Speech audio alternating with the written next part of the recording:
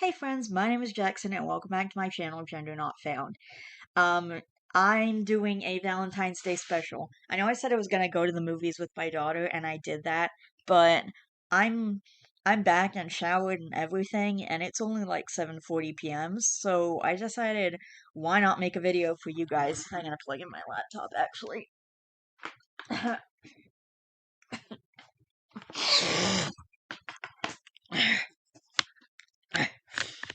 Actually, maybe I should start reading creepypastas without even doing an intro because just this is ruining the whatever. Anyway, but I do have a creepypasta for you guys today. It's the Valentine's Day Special. Yes, I'm reading a creepy story as the Valentine's Day Special. Actually, it's been a while since I read a creepy story. I think I did read the first part of Lonely Mad Wit, but that was like a long time ago now, like over a year ago. Yeah. Anyway, this story comes from No Sleep, so we're gonna get started. Never babysit a teenager named Annie. The rules won't save you. Babysitting with rules wasn't new. Parents always wanted to make sure everything went normally, even without them. Remember not to let Henry eat peanut butter after 6 p.m. Yes, she has to hear my voice every night before falling asleep. Here is the recorder. I have heard and seen all kinds of stuff. So when I saw a post about babysitting Annie, a 16-year-old girl with rules, I immediately thought it was some kind of joke. No, it was not. It was far from a joke as I got to experience later. It was a dark winter evening. I walked into the two-story yellow house's yard, while teeth-white snow slapped my back and sides. It was the heaviest snowstorm in a few years. My hands pressed a button for me to hear the doorbell ring and quick footsteps coming from inside. The house was cozy and warm. All the walls glowed in blue paint, and the floor seemed to be constructed out of spruce. As I hung my jacket and put my backpack down, Annie looked at me from neatly painted stairs. She held a doll close. Was Guardian the name? I think so. So, welcome, she muttered. She appeared to be a general teen with dyed red, which had already started fading away, shoulder-length hair. H had mentioned about eye patch, which she did have. It was made from black cloth. A dark blue hoodie with the name Jasper, and bears and moose around it in yellow and green hang loosely on her body. Even her jeans seemed to be too big for her, but the best thing had to be her yellow woolen stockings, with the other one having a panda and the other one with tiny white text and green dots. I grew up in a house where the temperature was always chilly, even in the summer. Woolen stockings were needed, and as a child, I always wanted the ones with superheroes or animals. I'm Leo, but you possibly knew that already. She simply stood there awkwardly. Yeah. Silence set when no one said anything. Then a thump was heard from upstairs, like someone had tripped and fallen down. I jerked and looked at Annie, who seemed to get even more anxious. What was that? Annie's face changed from nervous to an awkward smile. I. Nothing. It was nothing. The silence continued around us. I had never been in a situation like this in a house where I would be babysitting, and the fact that I had to babysit a teen was even more peculiar. Later, I settled in the guest room. It was small, but still enough to fit everything I brought with me. After 15 minutes of unpacking, I took a seat on the bed and took out my phone. I had to make sure I memorized every rule. I did think they were stupid, but it would not hurt to follow them. I opened Reddit and read the whole post. Greetings. Because you're viewing this, you must have caught an interest. I'm asking for somebody to babysit the girl Annie. I'm her guardian, not her parent. We have no relations at all when it comes to blood. It's better for everyone that she won't meet her family. Unfortunately, I have an urgent meeting on the weekend, and I have to get someone to babysit her. My coworkers and friends are away at the moment. Even though she is about 16, I won't be letting her stay alone in my house. Don't get me wrong, she is one of the politest and friendliest teenagers I have ever met. Also know, in my work industry, it is not possible or recommended to do a web conference or anything related to such. Questions related to it will be left unanswered. If you decide to apply, then these would be the first instructions you would receive. Just to show an example, you have to babysit her from Friday to Sunday. She will open the door for you when you ring the bell. A spare key is on the table in the first hallway. A paper with numbers is above it. If you need something, or the rules tell you to call, here are all of the numbers that you need. You can use the guest bedroom, but leave it tidy when you leave. This should be already clear, but you do understand why I'm reminding you of it. Anyway, I made these rules to make sure you won't get harmed or get in trouble. So the most significant rule is to follow these rules. Remember, follow the rules. The rules. 1. There are some rooms you may not enter. There are the master bedroom, the basement, Annie's bedroom, and the first floor's bathroom. They will be marked by a red flag. Otherwise, feel free to roam around. 2. Always shut open doors. Lock them if they keep opening. If they continue opening even after that, call the number on the number paper that says S before it. Tell him the situation. Then take Annie and spend the rest of the day somewhere else. S will call back when he's done. 3. Act polite and honest in Annie's presence. You can swear, but not too much. If she questions anything, reply as soon as you can, and as genuinely as you can. You can't question her eye patch, guard, her past, her school, and her family. Otherwise, feel free to ask about her. 4. While cooking food, don't make it too spicy or add too much pepper. Also, take a bit of the food you made, put it on a smaller plate, and leave it beside Annie's plate afterwards. 5. You will soon notice Annie carrying a doll with a golden-colored mask with her. Her name is Guardian, and she won't harm you as long as you behave. Don't touch her, but you can talk to her. She won't be responding back, but she hears everything. If anything appears weird, or you sense something is wrong, ask her for help. 6. If Annie desires to be left alone, go outdoors or into another room. Return when Annie comes out of the room. Do not listen to the voices you hear from there. Do not watch what's going on in there. 7. If you decide to go somewhere with Annie, like a park or a market, she has to see some other people at least twice a week so she won't become isolated. Keep her close to you and do not invite anyone else with you. Make sure she won't wander off or talk to anyone. Keep her busy by chatting with her, telling some stories, asking for her opinions. If anyone approaches Annie, tell them that they got the wrong person and shouldn't annoy you. Then get out of there immediately. Often the said person will start chasing, so leave the place and go home immediately. Remember that you can leave Annie home alone only for a few hours. If I hear that you have been away more than you should be, you can forget about the money and your future plans. 8. She has to go to sleep at 10 p.m. Do your everything to make her asleep. After that, you have to go to every room's door and say this exact phrase loud and clear. Good night. See you tomorrow. Except for Sunday, you must say, good night, goodbye. This is crucial for your own survival and sanity. 9. If Annie wakes up at 3 a.m. and comes to whine you about it, you must take her directly to the car and take a night ride around the town. It doesn't matter where you drive, it has to soothe her down. Just don't go near the woods. Don't stop driving until she's getting tired. Then you can drive back to the house and help her to her bedroom door. This is important for you and her. 10. If you see anything ominous in the backyard, ignore it. If there's a creature on the window, call Annie and she will take care of it. 11. At night, when you're sleeping, you may hear something walking around in the attic. Ignore it. If it lasts on and it bothers you, put some headphones on or play some music. Just don't play too loud. It has good hearing. 12. There are going to be many people on the door each day, but you need to keep an eye on exactly who comes. If it's a bunch of children who ask to have Annie play with them and it's daytime, tell them she's busy. If it's night, tell them she will play with them. Then call Annie and tell her about it. If it's an old lady with a tiny dog, that's Mrs. Smith that lives a few houses away from us.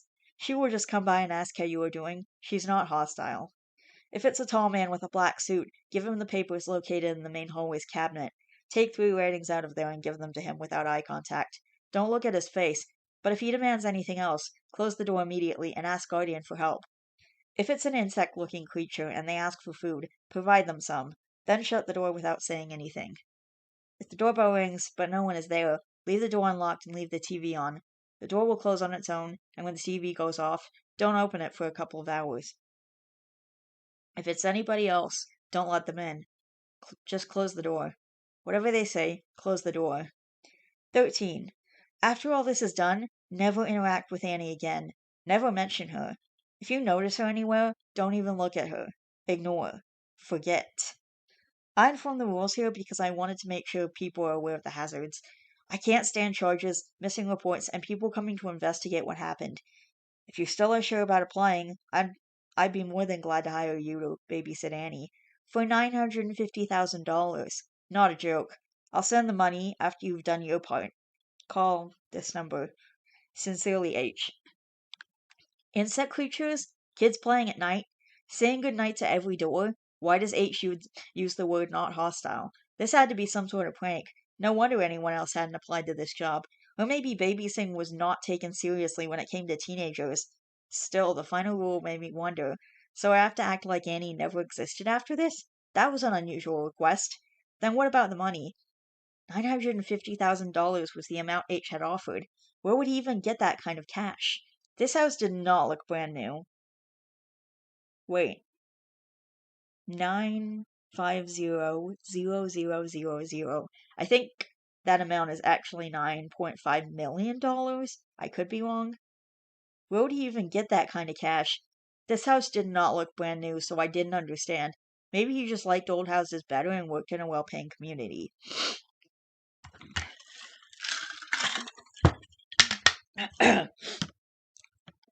Maybe it's time to talk a little about myself. As you noticed while reading this, my name is Leo Ryder. I'm a 36-year-old man from Canada, and I live with my two cats, Cole and Poppy. I was a teacher there years ago until I got fired by the principal since a lot of parents and children had complained about my teaching style and strictness. Never understood it to this day, but never mind. I like little kids as much as they would be my own. That is why I chose to start babysitting, since kindergartens were full of too many children. I got a good amount of money from it, and I did work part-time jobs as well. The rest of the Thursday evening went without any trouble. Annie behaved as politely as she would and showed me around the house. I did, however, notice how shyly she talked while I was around her. At supper, she didn't eat anything until I got out of the kitchen. Later, I heard how she made her way into her room and even saw her taking a plate full of sandwiches with her. Of course, I considered pointing it out, but if she did it, it had to mean she had permission to do it. I made sure Annie went to sleep at 10 p.m. Then I wrote Rule 8 again just to be sure I did as I was told, feeling very silly. No one answered and no one appeared. But when I finally went to the basement door, a feeling of unease took me over. Basements have constantly been a little unnerving, but this was different. Something wasn't right, but I carried on to do it. The floor was concrete and was cold to the touch. The air smelled just like any other basement. It smelled aged, dry, and rustic. Only one light bulb gave light to this place before the basement door. Good night. See you tomorrow. As I left the room and walked up the stairs, I heard someone open the door with a loud creak. My back getting goosebumps, I turned my head to see nothing. The metal door was shut as it was earlier. I just shrugged it off and went to check the backyard. Watching it from the window, it seemed all right. No intruders or weird people. At night, I had trouble sleeping. To be honest, I've always had a little trouble sleeping, but this was something far worse. My eyes could not even close while I was on the bed, like a force was keeping them open. Then I heard the footsteps. Heavy footsteps were coming from the attic above me. The planks moved on each step that was made. My mouth kept shut as it stopped walking, and I heard something eerie. Nails clawing the plank floor above me. Something clawed onto the floor. No, there was no way someone or something would be clawing onto the floor. I didn't want to believe it.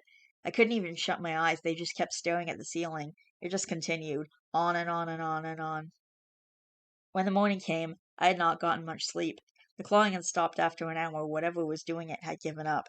I was not going to check it out. Maybe it was a raccoon or some other animal who had nested in the attic. Annie had already made herself breakfast when I stepped into the kitchen. Good morning. How was your sleep?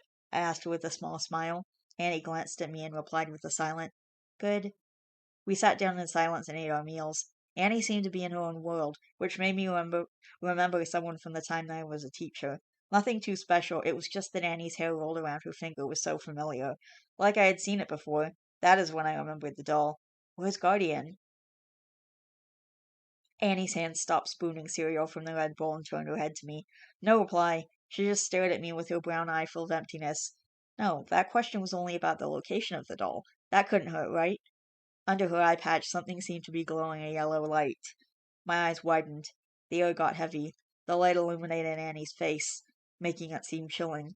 Her brown eye changed to black and her hair covered part of her face. Annie, are you okay? I finally asked silently after an eternity. Annie's look changed. I'm fine. Guardian is just resting. The glow ceased immediately and everything appeared to proceed back to normal. That left me tensed and confused. What on earth was going on? Of course, the rules seemed to be about insect creatures and black suit men, but there had to be a logical reason for it. I wasn't sure what, but there had to be something. After breakfast, I washed the dishes and watched TV. I thought of talking with Annie in the afternoon. I wanted to know and understand her better. Annie seemed to like spending time in her room. Maybe she was an artistic kid. Maybe she just liked being alone. That's what I wanted to find out. Later, I went outside to shovel some snow out of the driveway in case of Rule 9. The driveway was quite packed with snow, so I started as soon as I finished watching TV. After I had it done halfway, though, I heard a voice from the street. An old woman was walking her dog and calling me. "Excuse me, are you the babysitter?" "Yes, I'm Leo. It's nice to meet you." The woman smiled. "I'm Mrs. Smith. I live just a few houses down on the street." I nodded, remembering Rule 12 where she was mentioned. "Isn't it strange to babysit Annie? That girl acts as if she were already an adult. My grandson would need that kind of energy," Mrs. Smith stated while her Pomeranian barked at the other dog and the one on the other side of the street.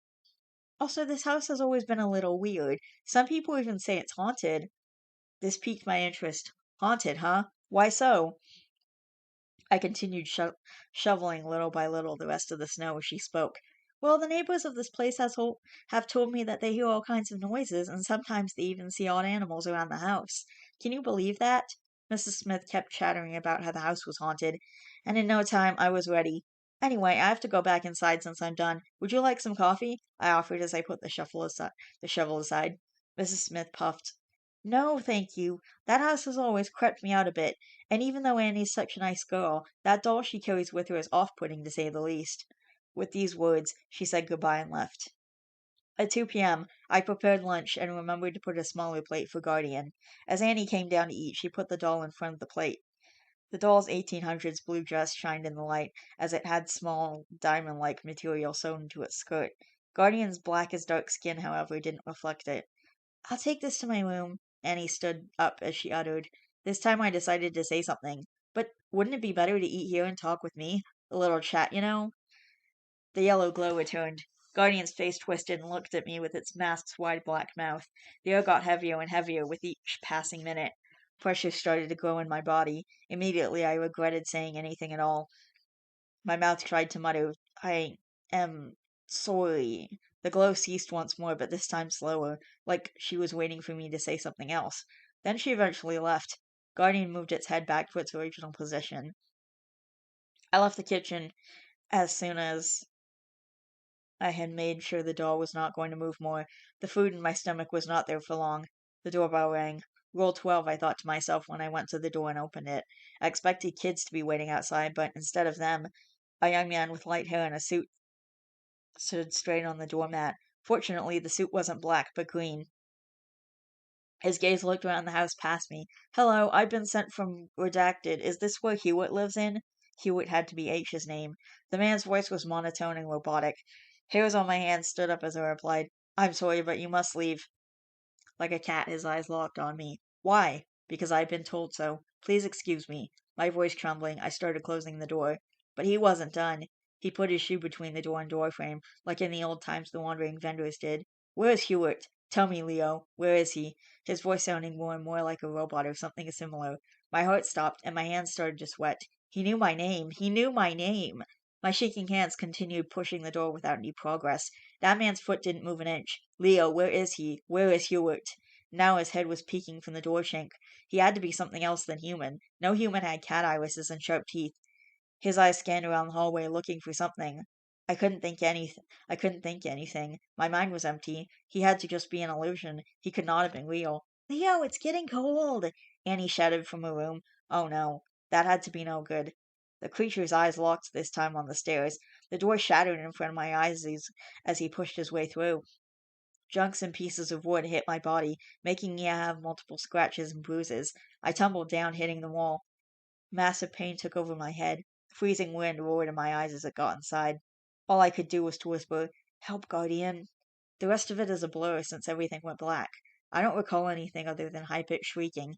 It was probably that man. When I eventually woke up, Annie was beside me putting bandages on my cuts. She had brought a first aid kit with her, which was next to her. But when I turned my head, the door was still there. No signs of forced entry, no sign of blood or snow. Nothing. Just the normal hallway. What? "Annie, what happened? Where's that man?" The words slipped out of my mouth and faded away. Annie didn't say anything. She just made sure I was all right. At that point, I felt like the rules were real. I mean, Hewitt had mentioned why he did have written them, but in the end, were they actually keeping you safe? Leo, you broke a rule, and I hope you won't do it again. I lifted my head up to see Annie's worried expression. Her voice fainter than earlier, she continued, Please follow the rules. She then left me alone sitting on the floor, wondering if anything was actually real about this house. The rest of the day went uneventfully. It felt uncomfortable for both of us. The girl seemed to be nervous yet again. It was almost like it was a permanent emotion for her. It was more reasonable if I did not question it. This time I followed the rules and kept my phone with me to make sure I remembered everything right. Annie went to sleep at 10 p.m. I visited every door in the house and said the exact same thing. I closed all the open doors. I even locked the front and back doors, even though they were not part of the rules, just to be sure. Some doors kept opening, but thank God they stayed closed after I closed them. While I was making tea for myself to relax, I noticed a glimpse of a piece of clothing hanging from outside in the backyard.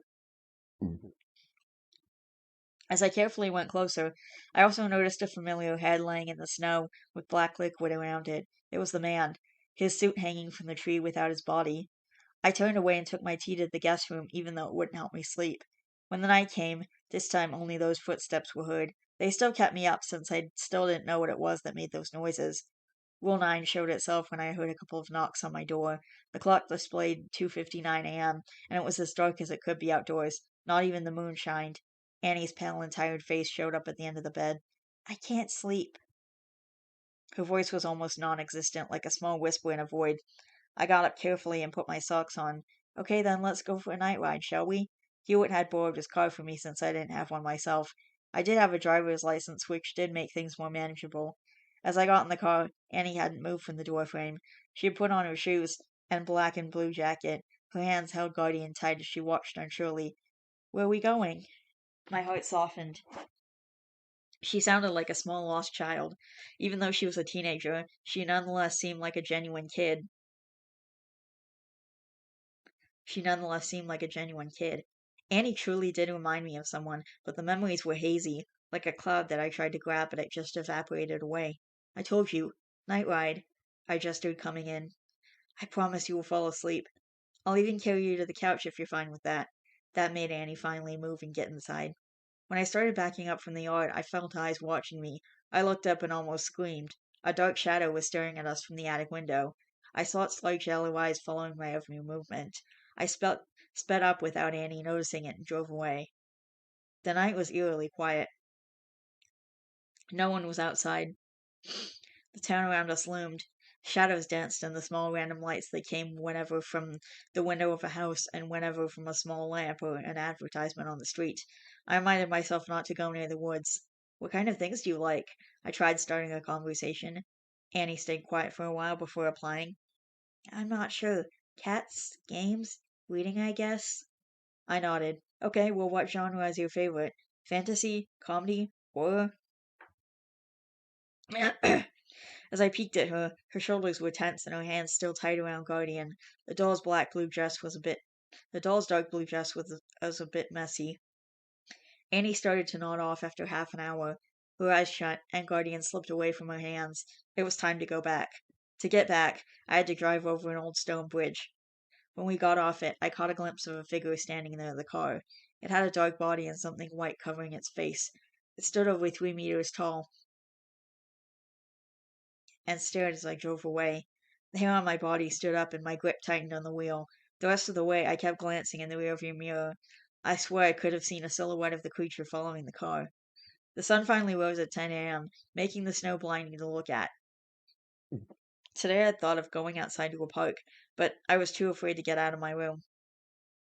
Anything could happen. The rules were true, and it was awful. I was honestly not prepared for anything like this. Theo, can you make eggs and bacon for breakfast? Annie requested as she opened the door. Her voice had gotten more confident. She saw me and tried to continue, but she couldn't. I probably looked horrible. I hadn't slept the whole night. When I got her to the couch, I went to my room and stayed the whole night up trying to find an answer to all this. Sorry, but Rule 3 flashed before my eyes. Never mind, wait for a few minutes. You don't really need to. I can do it myself, too, she said and turned away. Something struck the window. Annie turned away. Annie turned around as quick as a cat. Her eyes widened. Annie walked to the window next to my bed. I jumped off the bed, hurting myself worse than earlier. Oh no. I heard a whisper from her as she stared outside. My eyes followed hers and my heart sank. A lanky figure stood on the other side of the window. Its white skull mask touched the glass, and so did its thin fingers.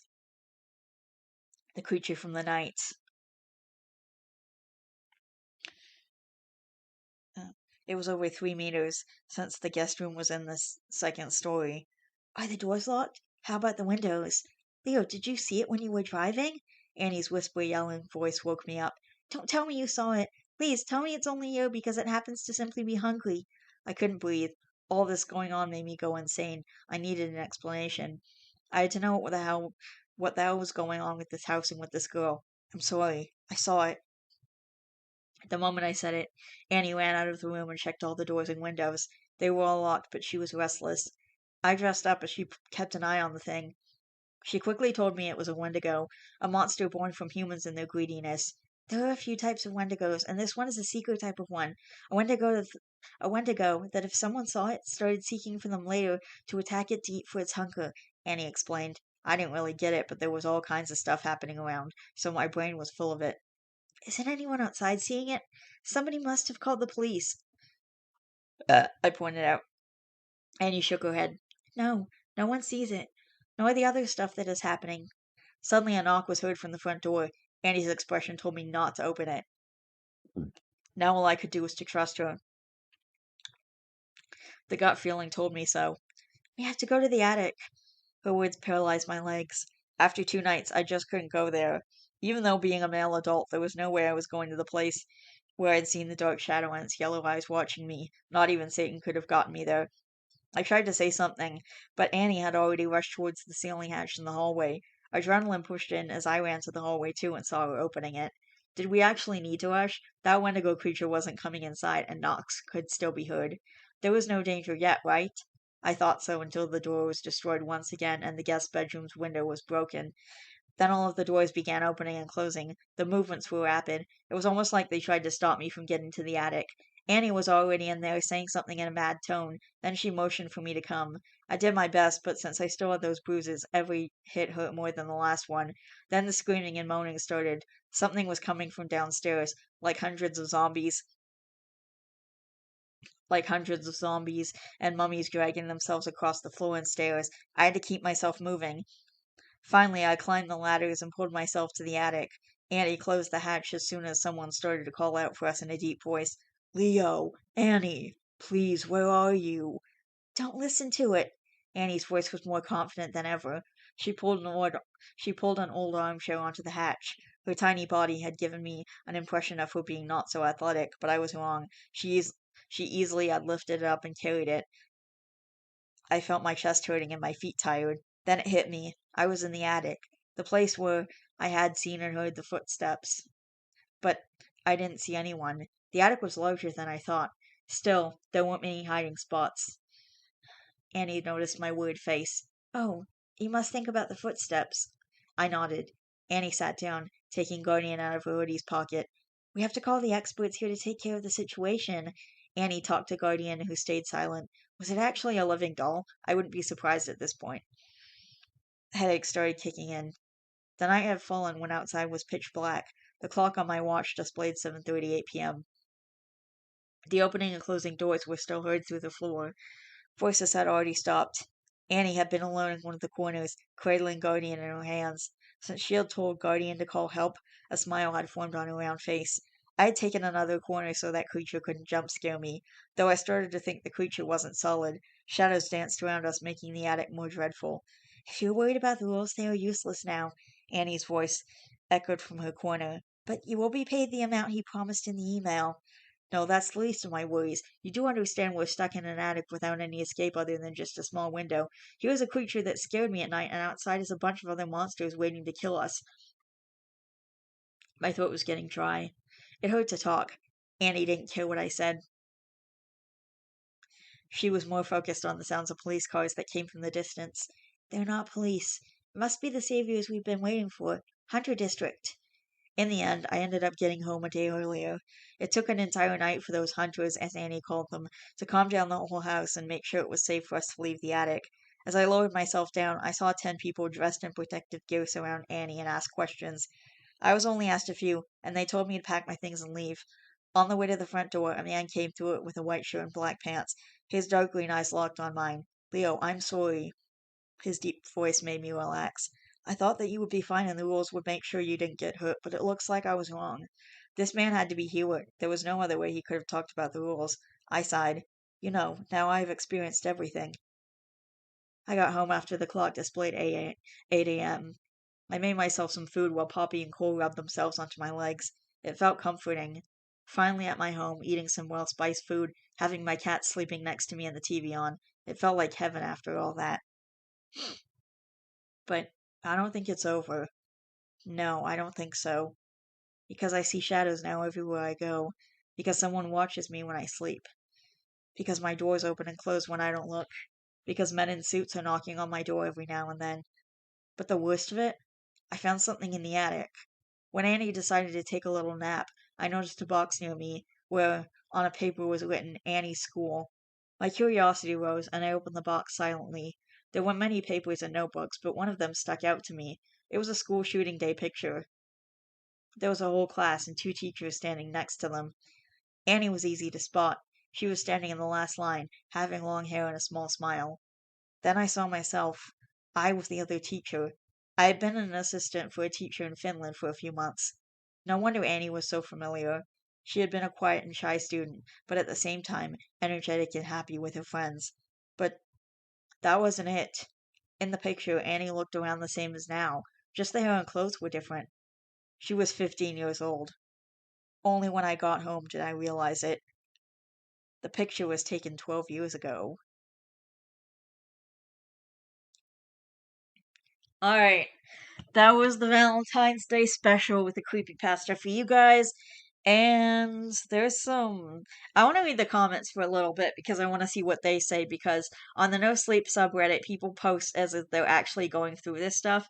So you're supposed to post comments talking to the person as if they're actually like going through this. So all these stories are fake, but they're people play as though they're real. And the first comment says, "You should have told the doors goodbye." Oh, this one's a reference to a song. Annie, are you okay? Are you okay? Are you okay, Annie? You've been hit by a smooth Wendigo. Okay, I love that. Nah, you don't get to end it like that. I'm gonna need some more info. Why is Annie 15, 12 years ago and now? What the hell is up with Guardian? How the fuck does Hewitt come into all this? More, please. I'll be trying to get more information, but then again, I was told to ignore her existence after all that. I mean, the way I read it, Hugh basically said the rules aren't in play anymore. Maybe I misunderstood. But then again, she told you the rules don't matter now. But yeah, better stay away. Yeah, totally. Only criticism is that there isn't a series tag on this post. There actually is now. Hang on, let me go. Yep, it says series, but, as far as I can tell, there's no part two. Thank you for sharing this harrowing experience with us. It must have been truly terrifying to be trapped in such a horrible situation. That said, I had some trouble reading your story because of the awkward grammar. Yes. Sometimes the order in which you put your words would sort of kill the rhythm. Some of the sentences come to an abrupt end or felt too formal for the story you were trying to tell. Thank you for pointing that out, says OP. Annie is dead? And then OP says, I don't know. She seemed alive and well while I was there and she interacted with people. That made me shocked. I was halfway into it, and then the post, and super invested, and then the post got removed. And then OP says, I'm trying to fix it and get it back. Thank you for your effort in getting it back.